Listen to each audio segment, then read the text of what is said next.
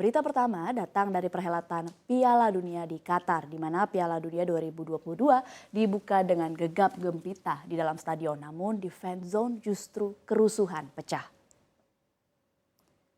Dilaporkan sejumlah media internasional, kerusuhan pecah di area fan zone yang terletak di pusat kota Doha, ibu kota Qatar. Penyebabnya banyak penonton alias pengunjung yang tak bisa masuk ke area khusus penggemar ini di kawasan Al-Bida. Ribuan pengunjung mencoba masuk ke dalam fan zone untuk menyaksikan laga Qatar versus Ekuador yang menjadi laga pembuka Piala Dunia 2022. Para pengunjung berniat nonton bareng lewat layar raksasa, namun banyaknya yang dilarang masuk ke area tersebut, kemudian banyaknya petugas dengan senjata tumpul dan perisai menjaga kawasan tersebut. Sempat terjadi dorong-dorongan antara petugas dengan pengunjung, situasi kemudian menjadi mencekam. Polisi anti huru-hara yang menjaga kawasan justru menyebabkan kepanikan dari pengunjung. Terlebih ada banyak wanita hamil dan anak-anak di lokasi kejadian. Banyak penggemar yang akhirnya terjebak dalam kerumunan supporter dan sebab supporter terhalang polisi di bagian depan namun terus didorong dari belakang.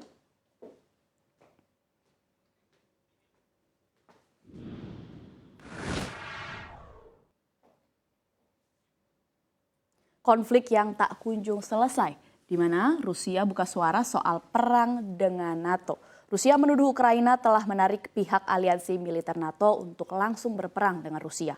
Hal ini adalah respons dari rudal nyasar yang meluncur ke wilayah negara NATO yang juga tetangga Ukraina, Polandia.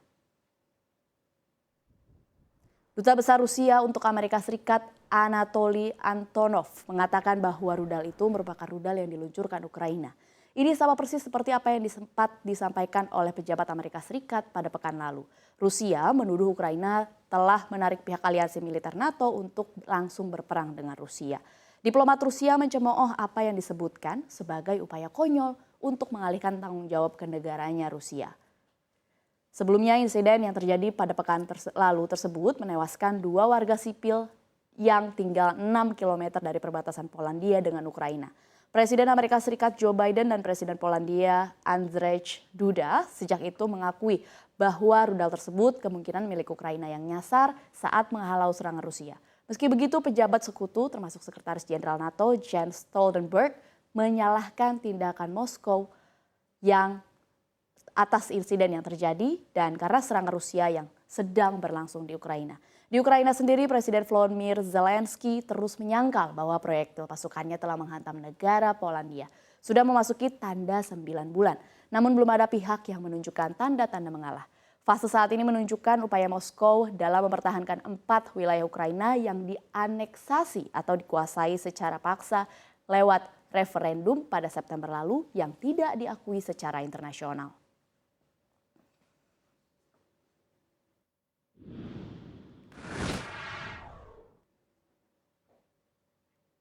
Selanjutnya kita beralih ke berita dalam negeri, di mana Presiden Republik Indonesia Joko Widodo dipastikan akan kembali ke Solo sebagai warga biasa setelah masa jabatannya sebagai kepala negara berakhir pada 2024 mendatang. Hal tersebut disampaikan Jokowi dalam kutipan wawancara di Economist yang diunggah dalam akun Instagram @jokowi. Jokowi kemudian mengatakan akan menjadi seorang aktivis lingkungan usai lengser dari jabatannya.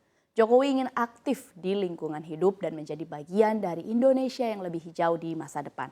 Dalam kesempatan tersebut, Jokowi juga buka suara mengenai sistem meritokrasi yang bisa menjadi warisan di penghujung masa jabatannya. Di mana sistem meritokrasi adalah sistem politik yang memberikan kesempatan kepada seseorang untuk memimpin berdasarkan kemampuan atau prestasi dan bukan karena kekayaan atau kelas sosial. Jokowi juga berharap ada perubahan pola pikir terkait hal ini. Dengan perubahan cara kerja baru, Jokowi meyakini dengan kekuatan sumber daya alam, kekuatan sumber daya manusia, dan juga kekuatan pasar yang besar, Indonesia akan bisa melompat ke negara maju.